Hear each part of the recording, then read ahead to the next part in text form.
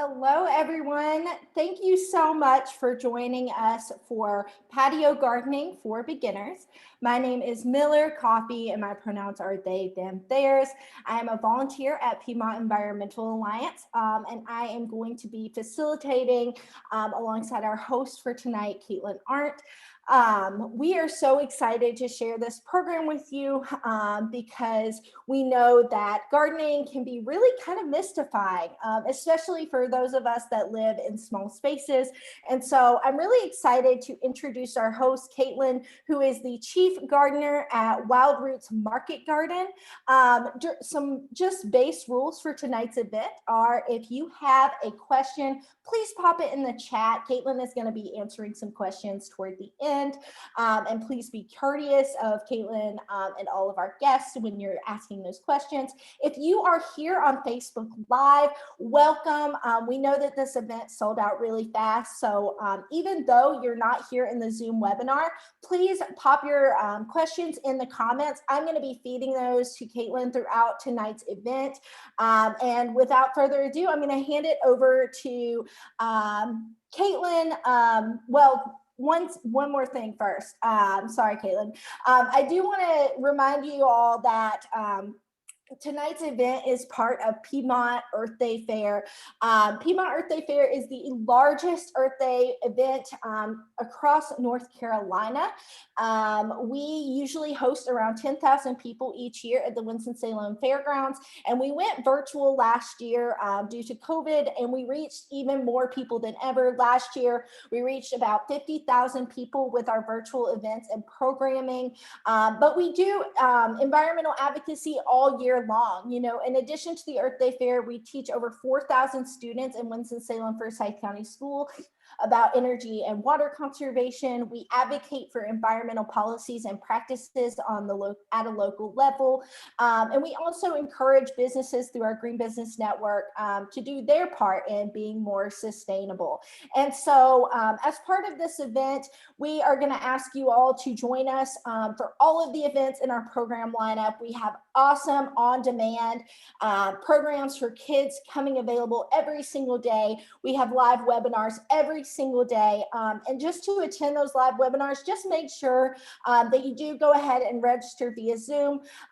Tomorrow, our event is going to be an ecofeminism lunch and learn with a women and gender studies scholar from Wake Forest University. It's going to be at 12 o'clock p.m. So be sure to join us there as well. So Kaitlan, take it away. Awesome. Hey, y'all. Thank you for that great introduction, Miller. I am going ahead and sharing my screen. You guys can all see me, right? Yes. Yes. I think so. And I'm going to do the best that I can to watch the chat as we talk. So, all right. So let's get started. So,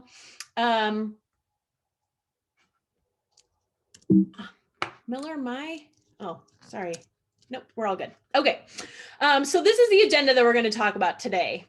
You guys can read it. One thing that I do want to do is, Kaitlan, yeah. your notes are up. My notes are up. Well, darn. Okay. Sorry. Nope, you're all good. Thank you. How about now? Are my notes up now? You're good. Now I can see the chat too. I was like, where'd my chat go? Okay, so here's what I was trying to do. I just shared in the chat the collaborative notes document for this session. And so what collaborative notes are, if you hit that button, it's going to take you to a Google Doc that I set up with my notes for everything that I'm going to talk about today. I've got sources, additional reading for you to consider, all that good stuff. But what I want those collaborative notes to be is for y'all to feel free to share your own experiences, your own tips, anything that you have that, or maybe you hear me say something that I didn't write down in the notes. Anything you guys want to add there is fair game. And then afterwards, I'll go through and I'll edit and we will make sure that everyone has access to this so that as you're working to set up your garden, you can go back and refer to that. So don't feel like you have to like write down a bunch of notes. Okay, so as Miller mentioned, you can stop me at any time with questions. I am watching them like a hawk on my side. So I will, if I don't know the answer to something, I will absolutely follow up with you for sure. And then a couple other programming notes I want to throw in here before I start. Gardening is both an art and a science. So I'm here to offer my advice and my experience, but what I want to encourage you to do is listen to your heart. So if something that I say doesn't resonate with you, or your grandfather did it a different way, I want you to listen to that voice inside you and take me with a grain of salt. And then if you take one thing away from this webinar today, let it be this: mistakes are just opportunities to grow. So the more mistakes that you make in the garden and the more things that don't go well, the more you will learn and grow. So embrace that. Okay. Let's see if I can get my slides clicked. Okay, so who am I? I love to just give a little bit of an introduction to me before we start, because I am someone, I used to consider myself a brown thumb. I don't even believe in that word anymore. But I like to start there because I believe that anybody can garden. It's something that we all instinctively can do. So I live in Clemens with my husband, Mitch, my son, Lee, who's almost 7, my daughter, Josie, and our 4 cats and 19 chickens. I am a marketing professional by day and a gardener and nature lover by always. So if I am not in my office doing marketed related things, it's a good bet you're going to find me out in my garden with my kids, doing nature-based homeschooling or chasing chickens around the yard or any of that good stuff. My gardening philosophy is that I believe that anything that I do in the garden should be a benefit to our planet, not a burden on our planet. We'll talk about that more later. So 3 years ago, like I said, I would have considered myself a brown thumb. And today I spend pretty much all of my weekend time taking care of 80 4x4 square foot garden beds. We just turned our front yard into a cornfield. So I kind of made a big leap. And how did that happen? Well, so it happened really when my family and I moved from Chicago, where my husband and I had spent most of our life, to Winston-Salem for my job. And one of the first things we did when we moved here is go visit friends of mine on the coast. And we were eating a meal together, and my girlfriend was like, man, I just think coleslaw would just go really good with this meal. And she just went outside and gathered all the ingredients from her garden and whipped up a coleslaw.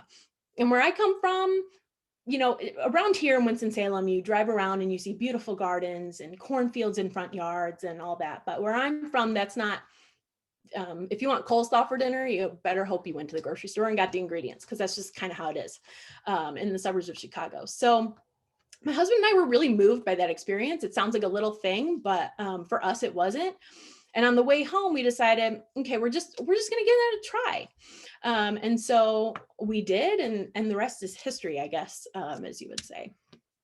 So, oops, trying to get there we go. So I want you to believe that if I can grow my own vegetables, I promise that you can too. And I want to give you a little bit of a head start and let you learn from where I've been and what I've learned along the way. Okay, so we're going to go through 5 things today. The first one is about picking a spot for your garden. I start there on purpose, and we'll talk about why a little bit later. But I think it's really important to define your spot. So what I've learned is that when thinking about plants and providing them a good home, plants are pretty basic, right? They really only need a few things done well in order to thrive.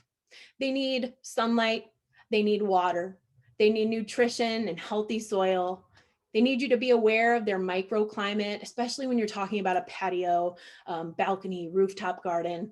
And they need your space and your time. And so my first piece of advice is don't let your plants dictate the dimensions of your gardening space. Instead, let the space that you have and the time that you want to dedicate help you decide how much space you want to dedicate to your garden. I have done it the other way. When I started, we didn't know what we were doing. We got all the seeds we could. We very quickly filled up a raised bed and just started tilling up our yard to make more. So I've done it the other way. I don't recommend it, although I've had a blast. So if it's calling to you, go for it. Okay, so let's dive into each of those things a little bit more. So first, most, but not all vegetables are going to require 6 to 8 hours of direct sunlight in order to reach their full potential. So common garden vegetables like cucumbers or tomatoes, peppers, eggplant, all those things, they're full sun. They need that 6 to 8 hours or more a day to really reach their full potential. So if you, and it's going to be easier for you to achieve that if your patio or balcony is on the south side of your home. But if it's on the north side, that doesn't necessarily mean that you're not going to get that amount of sun. And if you don't get full sun, don't sign off. You can do things like plant leafy greens, kale, lettuces, chard. Some of those things not only will thrive there, but prefer that environment. So there's things that you can do. Now, if you get no sun, then you're better off using grow lights inside and that kind of thing. But for the most part, you can make something work with most spaces that you have. So if you don't know how much sunlight your space gets and you think it's kind of on the edge, just measure it. So there's fancy tools that you can buy for that. If that's your thing, that's great. For me, I like to just keep it real simple. If I was measuring the space, I don't have to because I know about how our sun is. But if I was, I would probably just take a pen and paper and set an alarm on my phone for a nice sunny day where I was going to be home and remind myself to go outside every hour, maybe 2 hours, and just take a look and then write it down. Is it sunny at this time or is it not sunny at this time?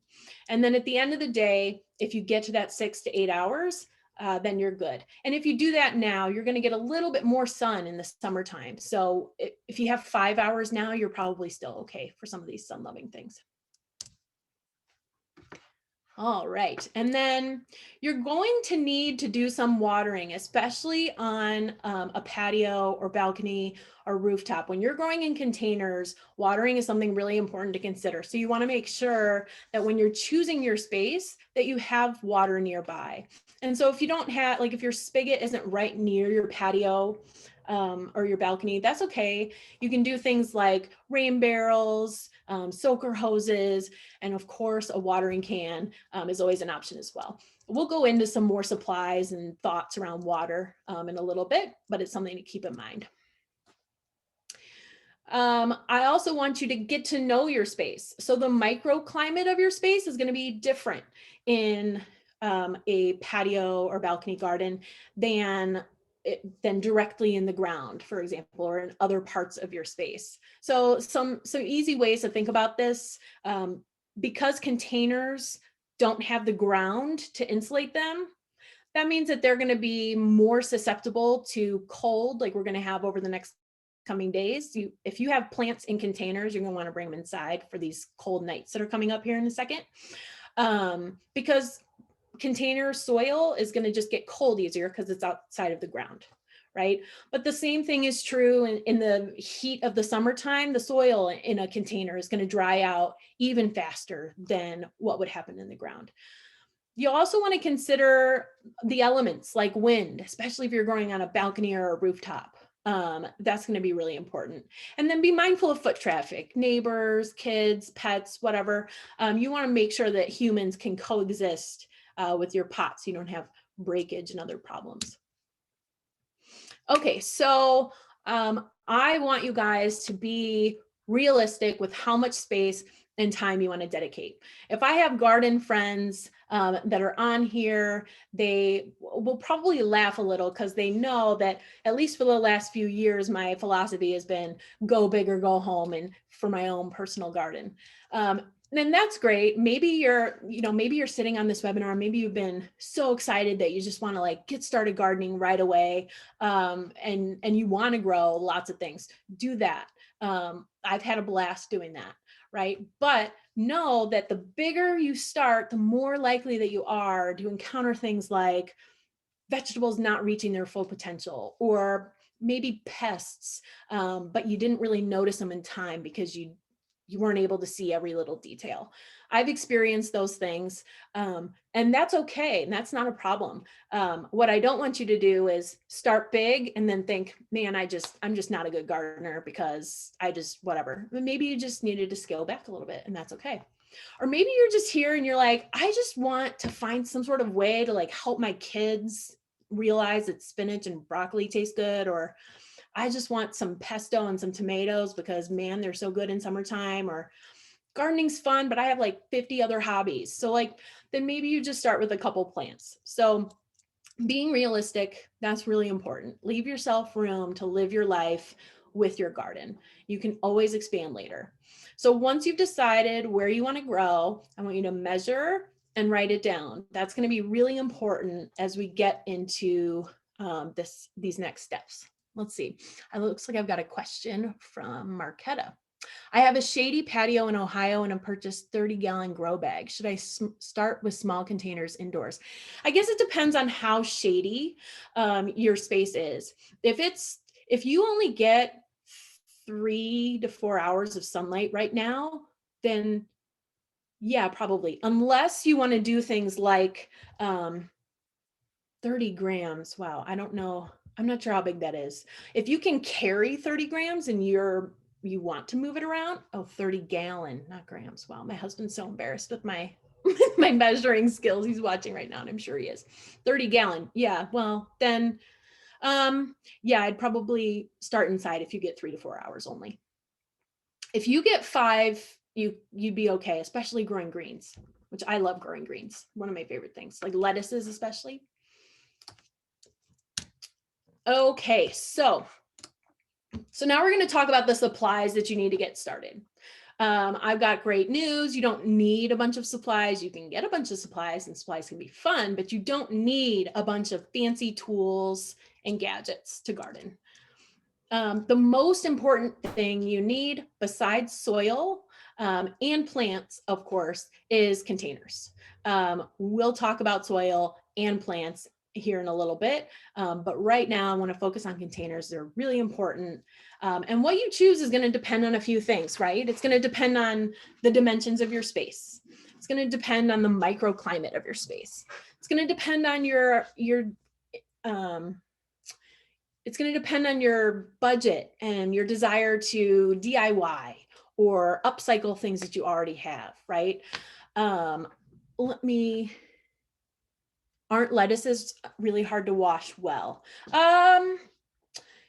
I think it depends. So we have a bed of lettuce that we harvest from at least once a week for the last couple weeks or so. I don't find it too hard, but we're growing it in a raised bed. And I would think if you grow it in a pot that it would be okay. We typically wash ours 2 or 3 times to really get that dirt. You know, it's no fun to crunch your teeth when you're eating lettuce. So yeah, I totally get that. But wash them 3 times in a salad spinner and you should be okay. Okay, so let's see. So it's gonna really, oh, yeah, totally. I hear that Leslie has her hand up. So I totally love that. What's up, Leslie? I'm so sorry. That was a mistake. I sent a chat instead. Oh. Sorry. Oh, you're all good. I see it. Yeah, and I see your, okay, good. Cool. All good. All right. So we're going to talk about 2 of the most important things. There's a lot of things when it comes to containers, right? But 2 of the most important things that I would say, the first one, you want a container that drains well. Pretty much anything, as long as it's not made of something that's toxic or that you wouldn't want to, that you wouldn't want to eat the chemicals of whatever it's made of. Pretty much anything can be a container as long as it has drainage holes. So get out your drill and make yourself some drainage holes and you can be good. And then is it deep enough, right? So you're going to want to look for containers that are 10 to 12 inches deep. If you're trying to do things like beets or carrots, you're going to want as deep as you can. So 18 inches at least for those types of things, just so that they have room to grow and get big. With that said, if smaller containers are your jam, I have some pictures in here a little bit later, but there are heirloom vegetable varieties that are made to grow in all kinds of different containers, right? So if you have, depending on the size of your space, depending on the size of the containers that you want to use, you can shop around both with local vendors, which I'll get into here a little bit later, but also in seed catalogs, and find something that has been bred to work in your container.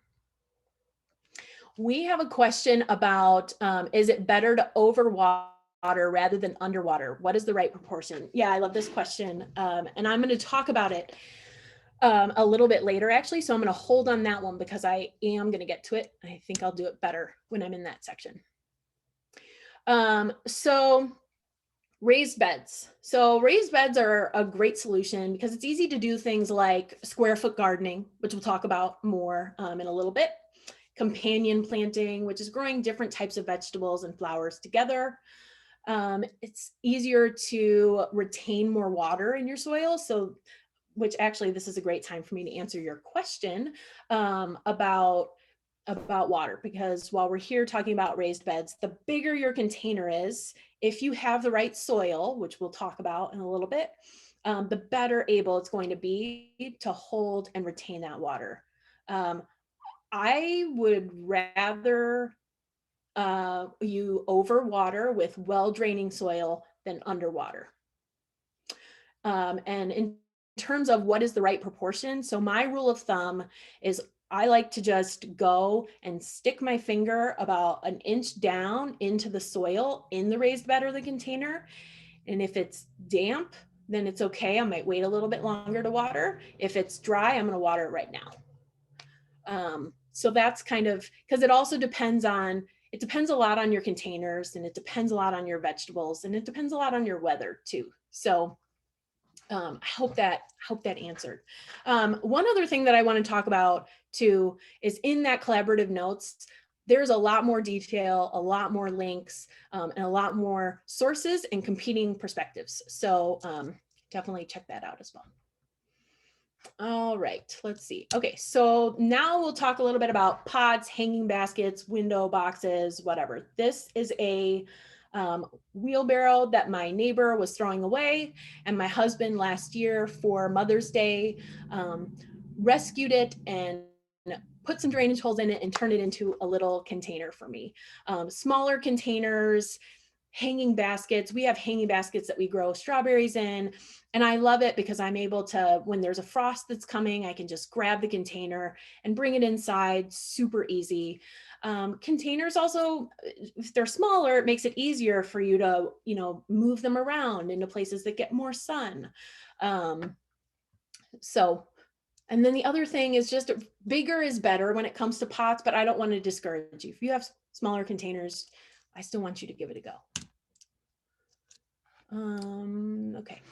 And then the other thing, I could do a whole other webinar about vertical growing. This is not that webinar, but maybe next year.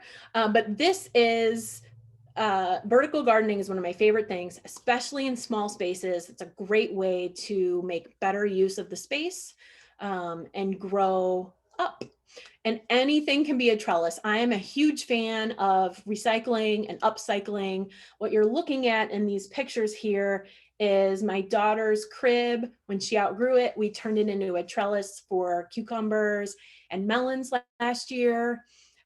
We have grown spaghetti squash in one of our clients' gardens, whose pictures I've actually been referencing throughout. She grew spaghetti squash up a trellis to take advantage of her vertical space, and it did great. Beans, there's a summer spinach that grows really well. If you're looking for a green that kind of vines, that's really pretty and can grow up a trellis. There's a whole article in the notes about good plants to consider if you want to grow up. Okay, and then we've talked a lot about water, but I'm going to spend a little bit more time here on water because it's just so important, right? And if I think water supplies is one of the supplies that you actually really do need. So I would love, and I use a rain barrel in my own garden. we use the rainwater to water our potted plants. We don't do much watering in the ground garden, but in our container garden we do, and it's nice to be able to have the rain barrel wherever we want. So you could position one right near your patio garden, which is a great solution if you don't have a spigot. This picture that you're looking at is a soaker hose that our clients set up because their spigot was really far away from where their garden was, and they didn't want to have to walk back and forth with pots or whatever you water your garden with, watering cans. And so they set up a soaker hose, they connected it to their spigot, they looped it all around the bases of the plants, and then they secured them into the soil with stakes.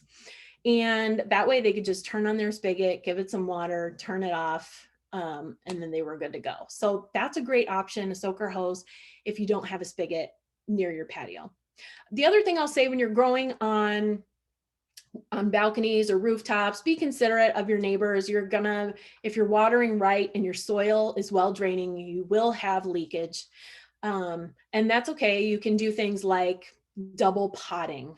So maybe potting a container inside of a clay container, or you could move your pots away from the edge so that you have time to clean up after some water spills out. Or you could do things like you could water more frequently, but just a little water at a time.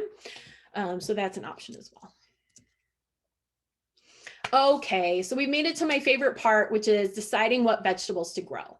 So personally, I love food and eating food, so this is my favorite part, but I put it third on purpose because I think since it's the easiest part, it also means it's easy to purchase too many plants or too many seeds and kind of go overboard and not have enough room for everything, or end up crowding all of your containers together. One of the biggest things I see with beginner gardeners in beginner gardener groups is people don't understand mature plant spacing, which we'll get to here in a minute. And so they try to grow lots of things all together. And you can run into problems that way especially if your soil isn't great, with overcrowding and diseases and pests and all that good stuff. So I put this here on purpose. So when I decide what I'm trying to grow or what I want to grow, I ask myself things like, well, what do Mitch and the kids and what do we like to eat? But also, like, what do we not like to eat and that I wish we did? So I spent 29 years of my life hating Brussels sprouts, but as soon as I started growing Brussels sprouts, now I like them. And actually my kids do too. It's one of their favorite foods. What herbs do I like to cook with? What herbs do I like to smell? What herbs and flowers are going to encourage pollinators to visit my garden? I think it's really, really important to plant things specifically for pollinators in your garden. A little bit later, I will share some local resources for those of you here in the Piedmont Triad to consider. But some of my favorite plants to plant with vegetables are marigolds, nasturtium, and boards. Those are my top three. They're really, marigolds and nasturtium are just really pretty, the leaves. Marigolds are great. And borage is really beautiful if you've never seen it, small blue flowers. Pollinators love them, and they're all edible, which means you can eat them too, which is my favorite. Okay, so then I'm going to want you to jot all of those things down. So anything that you think of that you're interested in growing, go ahead and write it down. Or if you're super fancy or nerdy, whatever you want to call it, like me, maybe you do it in Excel. So I've been talking about square foot gardening. Again, I could do a whole webinar on this. This is not that webinar, but I do want to give you some insight here, because a lot of times, and I did this, our very first garden, when you look at the seed packet, it'll say mature plant spacing, and then it'll say row spacing. You don't need to grow in rows, especially in a small space. So if you're doing raised beds, square foot gardening is definitely what I would recommend. Do not do rows, you will waste your space. But square foot gardening is also great if you're using containers. If you're using a 12-inch diameter pot, that is basically a square foot. It's the same space. And so what square foot gardening is it asks you to look at what's the mature spacing that this plant needs. What's the airflow requirement that it needs? What's its roots going to do underground? How much space does it really need, right?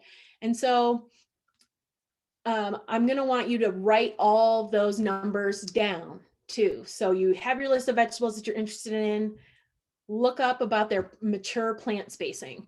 You can find that stuff very, very easily online.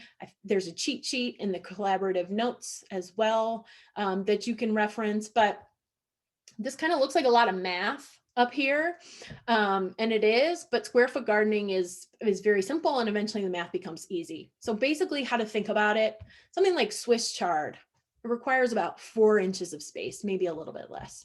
Well, let's just say it requires 4 inches of space. That means you could get 9 plants in one 12-inch by 12-inch spot. 9 plants, that's a lot. But then you have something like eggplant.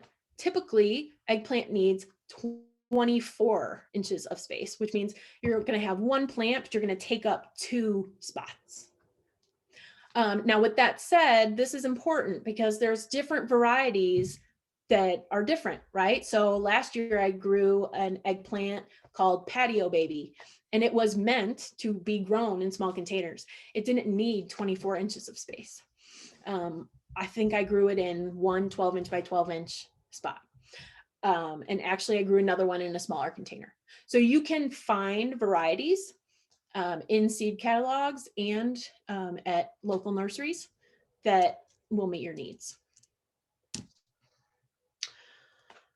Okay, so you understand all the critical factors, right? You know how much space, how much time you want to dedicate, how much sun your spot gets, what containers you'll use, what you want to grow, and what its mature plant spacing is. So now it's time to pick and choose how you're going to fill up your space. I use Excel for this, but if that's a little extra for you, paper's great, for sure. So it's a great time here in Piedmont, the Piedmont Triad, it's actually going to freeze. Maybe it's going to get cold in the next couple nights. So maybe wait until this weekend. But now is about the time when you can start transplanting seeds or transplanting starts out into your garden, as well as starting growing some things from seeds.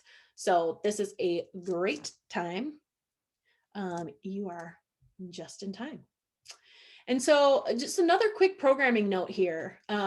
If you're here in the Piedmont Triad, I can't speak to other areas, obviously, but if you're here in the Piedmont Triad, there is no reason to go to big box stores for your plants and your seedlings.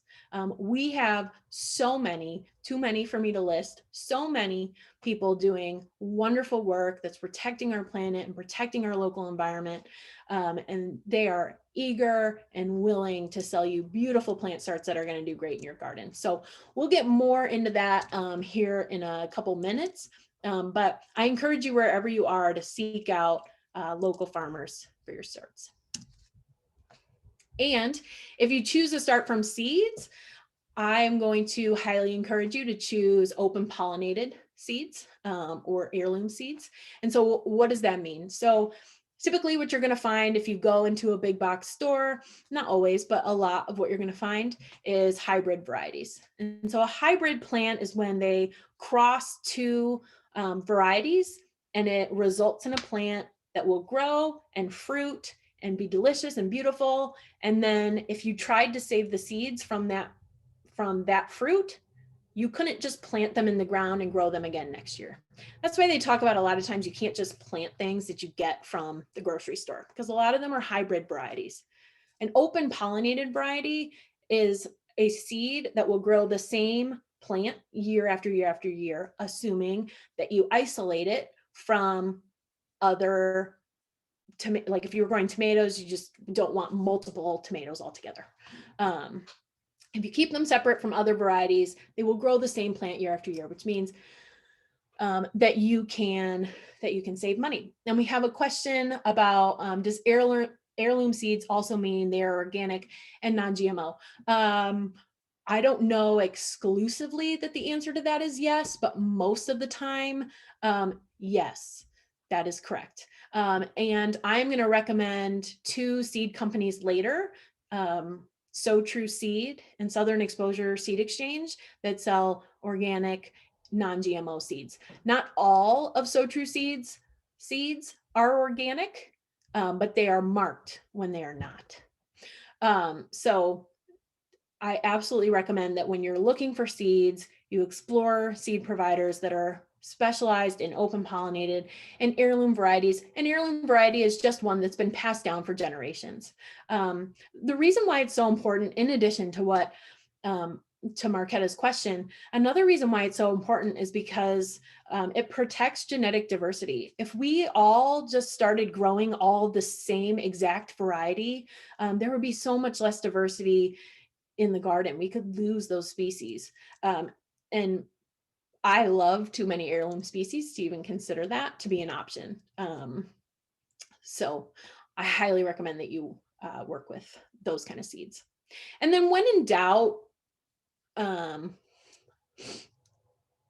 going to wait, Leslie, on your question because I'm going to come back to water again because it's so important. So when in doubt about whether or not a plant is going to succeed, I just want you to try it. Educated risks are experiments, and experiments are fun. Experiments how you learn, right? So my only garden rule is that when something doesn't work as you hoped, you should celebrate how much greener your thumb just got, right? Because learning, when you learn by doing something and having an experience, you're not going to make the same mistake next time. You're going to do it a different way. You're going to, maybe through the experiments that you do, you're going to find a different way that no one's even done. That's the fun in gardening, at least for me. So if you have something that's inspiring you and you want to try it, do that. This picture is a pepper plant that we grew in a raised bed against a south-facing wall, brick wall. So it gets really, really hot there. And the pepper loved it. And it got so tall and it escaped out of its little home and it jumped out the window. And I'm still enjoying red pepper flakes from that pepper plant that I was like so confused about what it was doing. So just have fun, just have fun.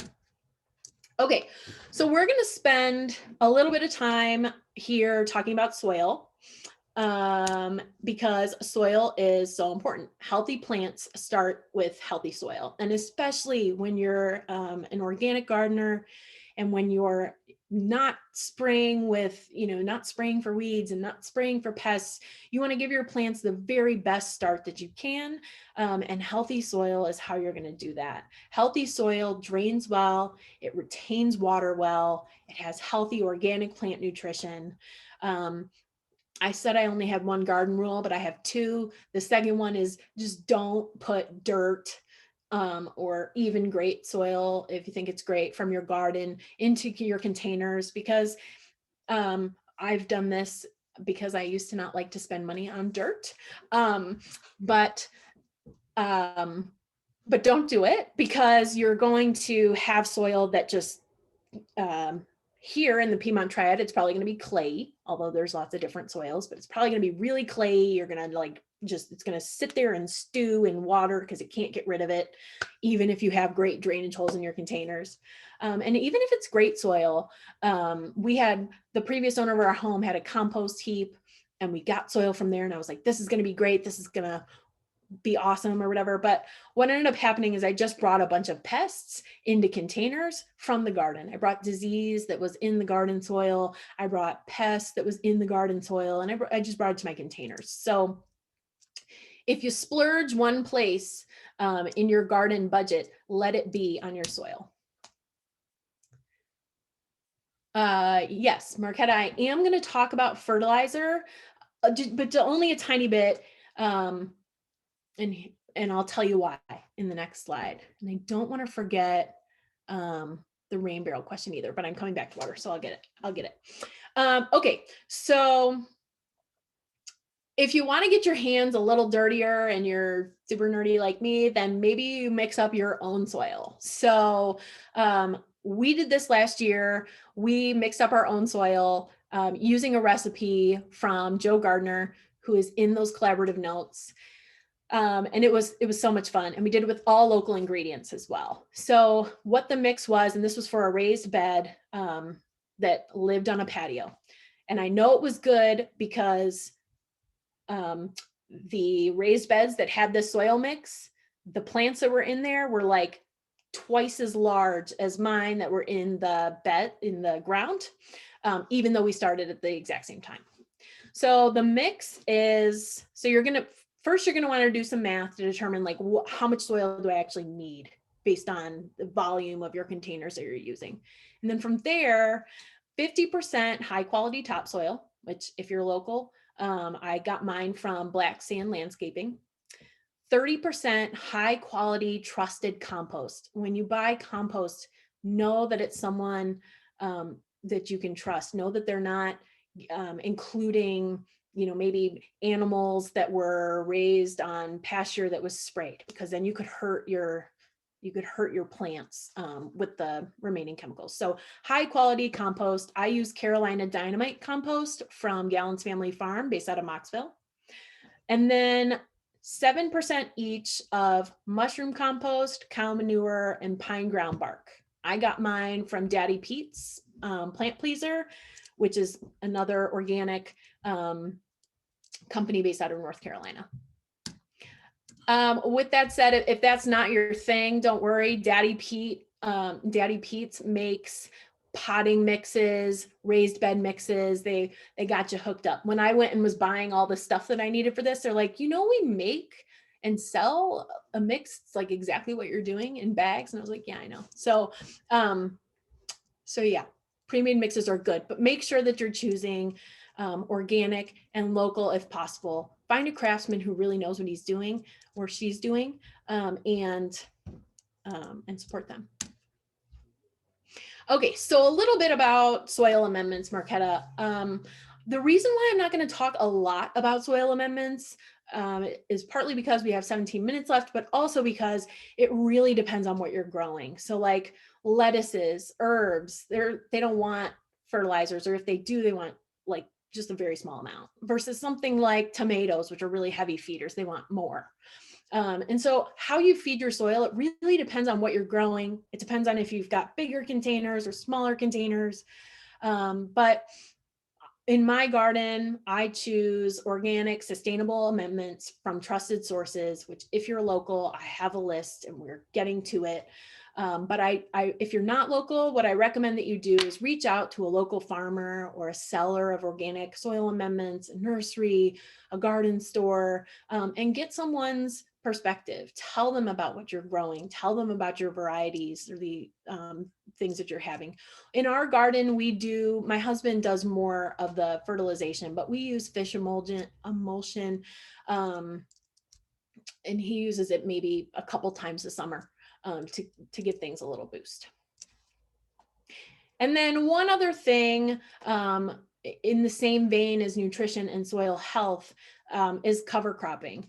This is, I think most people typically think of it when you're growing in the ground, and that's where we do it mostly too in our own gardens, is when we're growing in the ground.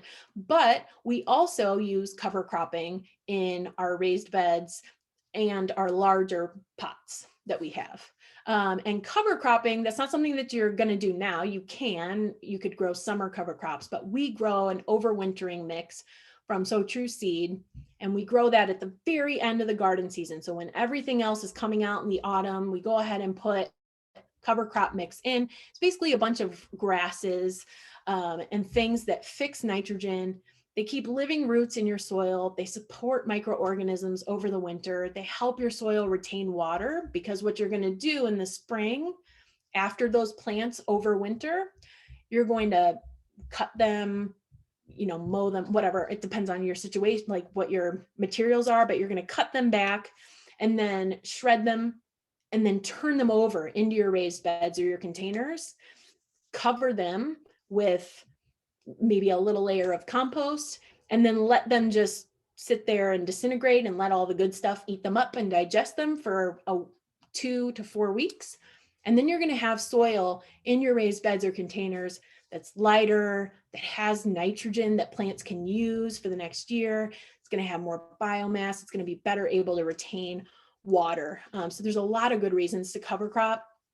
So when you're doing your fall cleaning, I hope my voice comes into your head and says, maybe I should look at cover cropping, because it's one of my favorite things. We just did it this year successfully, and I'm telling you, the soil is beautiful. I'm very impressed.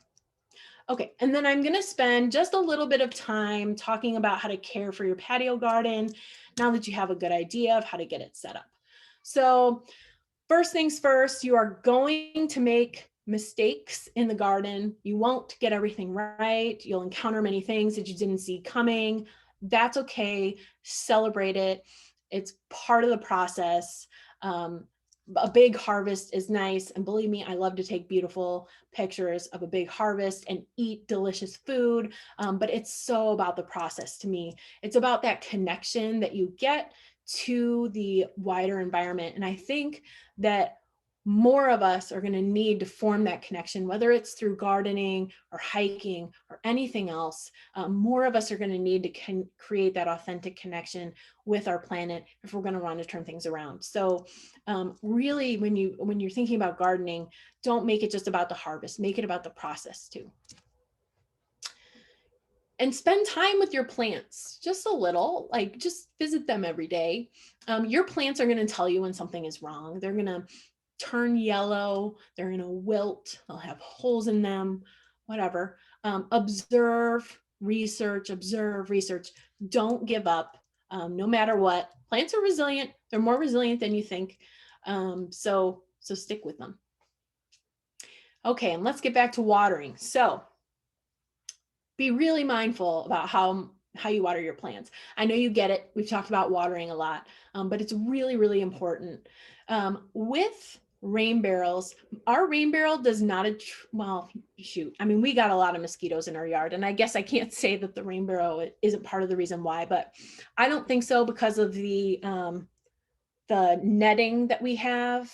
There's like netting that goes over and then the top of it goes on, and it's supposed to keep mosquitoes out. I think we have a lot of mosquitoes for a lot of other reasons.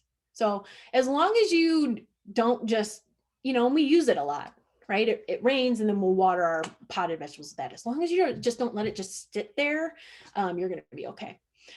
Set yourself an alarm or put a Post-it note on your mirror or whatever. Go water my plants. Eventually it'll become a habit for you. And then expect pests, right? Pests are a sign of a living, breathing ecosystem. Healthy soil makes healthy plants. It makes them more resilient and more able to fight back against pests. This book is Trial and Error. It was given to me by the same friend who made that coleslaw and inspired my gardening journey when I started. I highly recommend it. I don't recommend people buy all the gardening books that there are, or even all the ones that I'll recommend a little bit later. But this one I do, because this one gets a lot of use and it's beautiful on the inside. And it's just got a lot of organic, natural remedies that you can use when you encounter pests.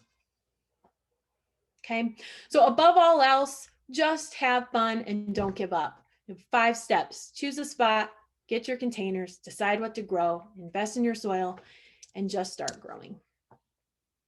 All right, so I saved this piece till the end because I knew we were going to have some people who weren't from the Winston-Salem area and the Piedmont. So if that's you, you're more than welcome to stay.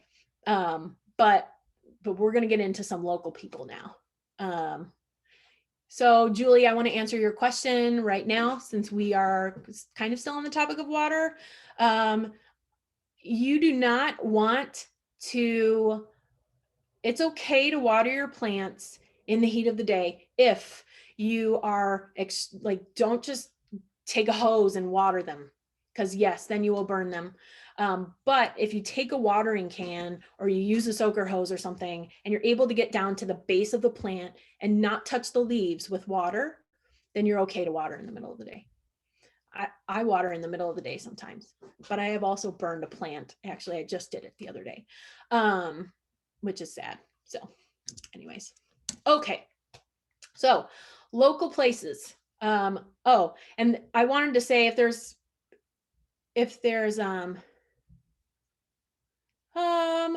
sorry, Candace, I'm going to ask this question. I use Daddy Pete's raised bed soil in my large 22-inch patio pots. It seems a little heavy, but is it okay? Should I replace it with Daddy Pete's patio mix? No, I think you're going to be good. I used the Daddy Pete's raised bed mix and the mix that I talked about mixing up ourselves, which is very similar to Daddy Pete's raised bed mix. I used that in pots and those plants did great. So I think you're okay. Okay, high quality transplants for your garden. I was careful here to list places that I have personal gardening experience with.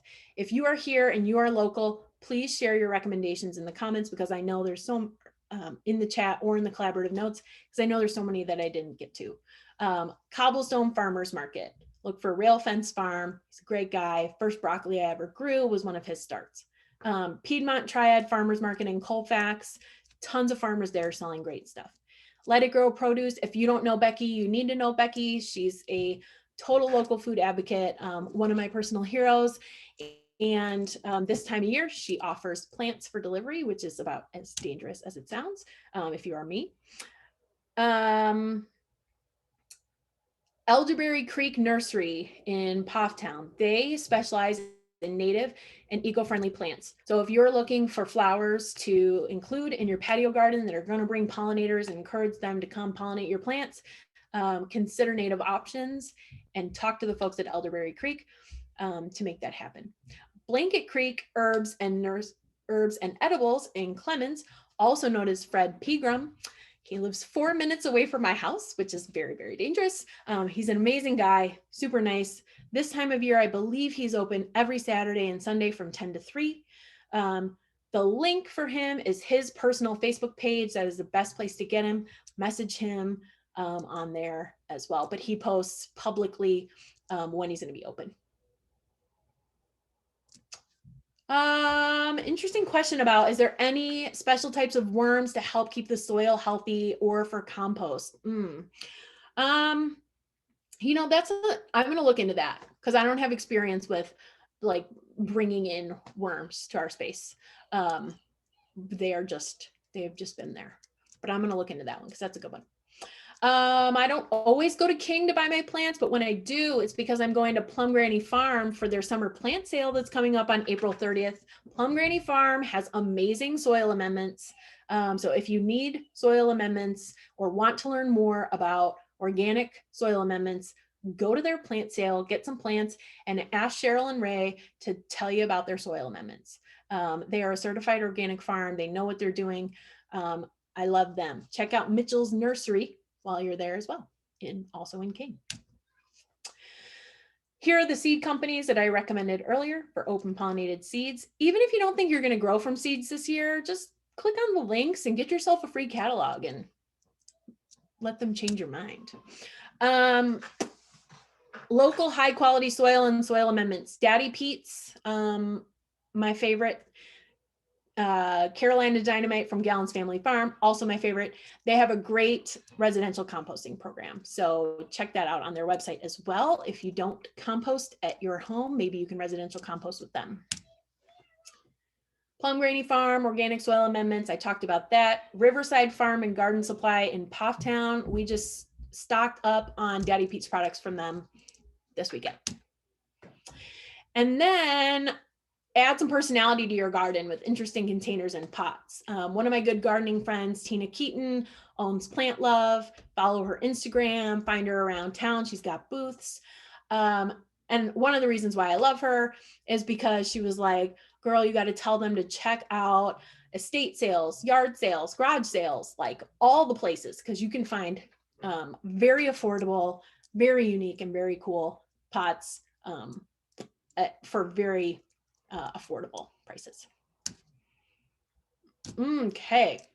And then I got some resources in here. I will let you explore those in the collaborative notes document. Animal Vegetable Miracle, Change My Relationship with Food. Square Foot Gardening by Mel Bartholomew is great, but I would recommend getting it from the library because I took what I needed from it and then I was able to, it's not one I feel like I need on my shelf.